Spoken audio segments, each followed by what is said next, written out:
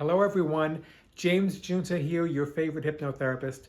I have a few notes about quitting smoking and hypnosis. There's really two things. One of them is to help my client to stop and to not pick up a cigarette or a smoke all day.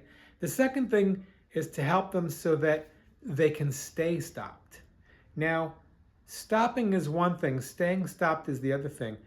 Clients have come to me, I've done this hundreds of times. I've heard this story hundreds of times. People come in and say, you got to help me.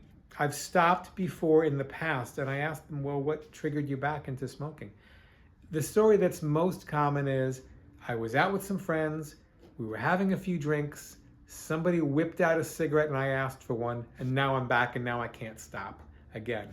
So the second part of hypnosis is to help them withstand the triggers and so that they can remain ex-smokers or non-smokers. Now, I can do my part and give hypnotic suggestions. I will find my client's learning style and find what appeals to them, the reasons to smoke or not smoke, and then reinforce all of the reasoning. But the subconscious doesn't reason. It's not rational. It's not logical. To get into the subconscious, we use the hypnotic state, and then we must use the right suggestions that are tailored to that person that will be effective for them to achieve what they want to achieve. Now, it's not simply a magic trick. My client must have the willingness, and they must have more willingness than resistance.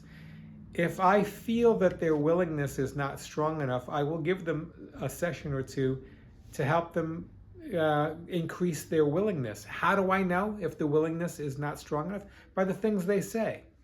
They'll say, I hope to become a non-smoker. I wish it would work. I'm going to pray that it does.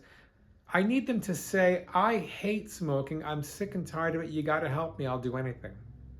Now that's a good client.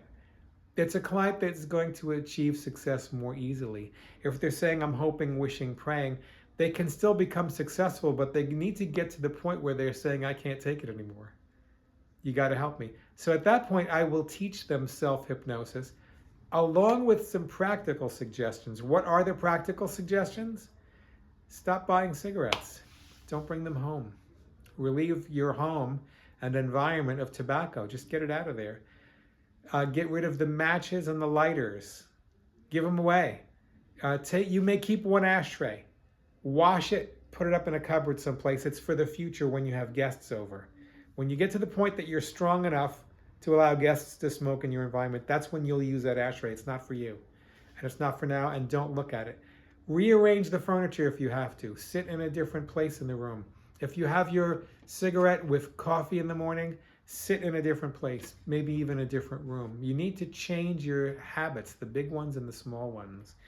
You want to change your thinking. When you realize that you're thinking about a cigarette or if you're having the cravings, then you will use the self-hypnosis that I teach in every session to calm yourself, to get in touch with that part of you that's confident and calm and courageous enough for you to care for yourself in the most loving way. That takes courage and confidence.